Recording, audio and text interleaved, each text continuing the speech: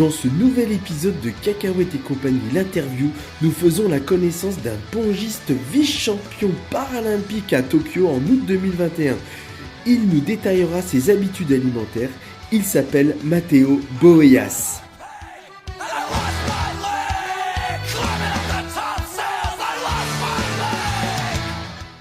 Matteo, tu vas te présenter, raconte-nous, tu viens d'où, pourquoi le tennis de table?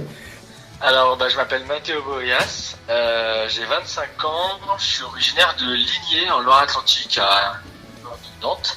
D'accord. Et du coup, je joue au tennis de table depuis l'âge de 5-6 ans, et principalement parce que quand j'ai commencé, mon père, ma mère, mon frère et ma sœur en faisaient.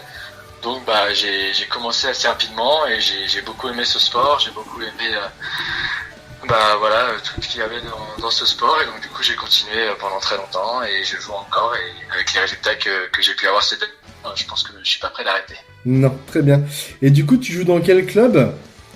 Alors par contre j'ai commencé dans mon petit club aligné, mais depuis une dizaine d'années maintenant je joue au Loup d'Angers, donc c'est un grand club en France et qui m'a permis de progresser et d'évoluer, et donc c'est top. Très bien. Et alors du coup tu es en équipe première ou c'est ça? Alors non, je suis en équipe 2 parce que nous au club on a une équipe pro qui est devant. Donc moi je suis dans l'équipe 2, on appelle ça, mais par contre c'est l'équipe avec le plus haut niveau amateur, quoi. D'accord, ok, très bien. Du club. Ok, très bien. Ok, alors on va essayer de discuter sérieusement un petit peu de comment ça se passe d'un point de vue alimentaire tout au long de ta journée. Donc là j'ai cru comprendre que tu étais en stage, c'est ça? C'est ça, ouais.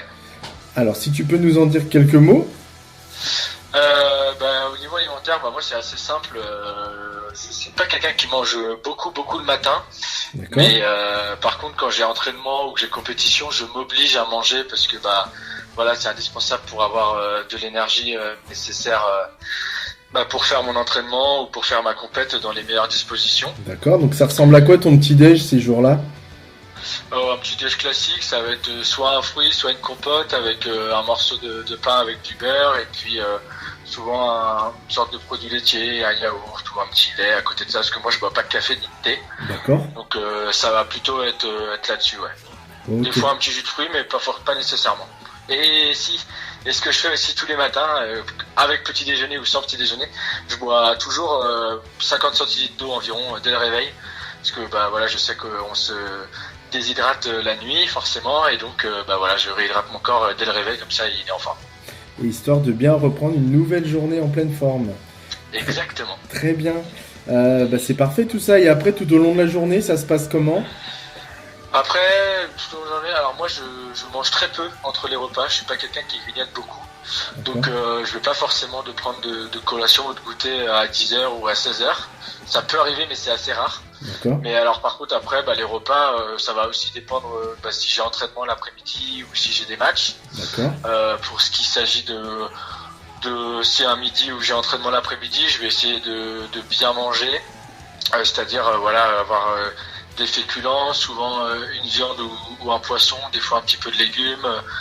J'essaie de manger, on va dire, à peu près équilibré quand même le midi, et surtout pas hyper lourd. Et j'essaie de manger surtout en amont en avance par rapport à l'entraînement. Donc j'essaie au moins d'avoir à peu près 1h30, 2h avant de jouer, pour avoir eu le temps de digérer, parce que quand on joue et que on est en pleine digestion, on a moins de force, moins d'énergie, parce que on est un peu fatigué, et puis en plus on est plus lourd, donc voilà. Et après, si je suis en compétition, par contre là ça va être un petit peu différent, parce que on a tendance des fois à jouer on va dire de manière rapprochée, et donc ça va plutôt être de petite quantité par petite quantité. Donc manger une petite barre de céréales, puis après à midi manger un sandwich, et puis peut-être prendre le dessert après le match.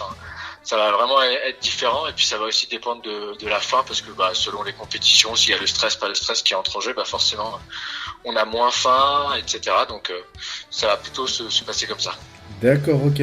Donc ça diffère quand même le jour de l'entraînement du jour de match. Ouais, bien sûr. Ouais, ça. On mange pas forcément les mêmes choses, parce que quand on est en match, on n'a pas forcément la possibilité de manger, on va dire, un repas avec de la viande, des haricots ou des pâtes, des trucs comme ça. Ça peut être des fois des sandwichs, ou on va dire de la bouffe un peu moins bonne. Donc je mange un peu moins et donc c'est quand même différent. D'accord, ok. Est-ce que tu as été conseillé autour de toi? Est-ce qu'il y a un peu le staff du club qui vous conseille ou pas? Non, moi là-dessus, je suis quand même assez autonome. Après, on en parle un peu avec celle qui fait ma préparation physique, parce que D'accord. elle a un petit peu de données là-dessus et elle s'y connaît un petit peu. Voilà. Après, je sais à peu près comment ça fonctionne le sport. Je sais ce qu'on a besoin d'avoir dans le corps, etc. Voilà, je pense faire à peu près attention là-dessus. Et puis autre chose, c'était la veille d'une compétition, on va dire importante, même si elle n'est pas forcément importante, D'accord. c'est d'éviter de manger quelque chose de très lourd, on va dire, parce que la nuit, en digérant, on va utiliser pas mal de calories en digérant si on mange une pizza ou quelque chose comme ça, alors D'accord. que manger des pâtes ou quelque chose de plus léger, le corps va moins solliciter tout ça et donc on sera plus en forme le lendemain. Et du coup, tu l'as vraiment testé, t'as vu que tu te sentais mieux en faisant attention la veille. Ouais, voilà, c'est ça. Alors après, des fois, si je sais pas, je suis chez des amis et des fois, ça peut arriver que je mange pas forcément très bien la veille d'une compétition. D'accord. Mais oui, de toute façon, quand on mange un peu léger et qu'on boit pas d'alcool, le lendemain, on est forcément mieux et on bouge mieux et on se sent mieux dans notre corps, quoi. Comme on dit, c'est du bon sens. Exactement. Voilà. Eh ben écoute, je te remercie Mathéo pour ce petit éclaircissement diététique d'un sportif de ta trempe. Eh ben je te souhaite une bonne fin de journée, une bonne fin de soirée, et puis j'espère à bientôt. Ça marche, merci beaucoup. Voilà. Merci à Mathéo pour avoir pris le temps de discuter avec nous. Juste une petite précision, Mathéo, son handicap, c'est juste qu'il a eu un pied beau à la naissance, il a dû se faire opérer, du coup il a la cheville un petit peu bloquée. Donc voilà, c'est pour ça qu'il fait partie de ces catégories. Si vous voulez le suivre, vous pouvez très bien le suivre sur les réseaux sociaux, il est sur Instagram, si vous en avez envie. Merci à tous et bonne fin de soirée. Au revoir.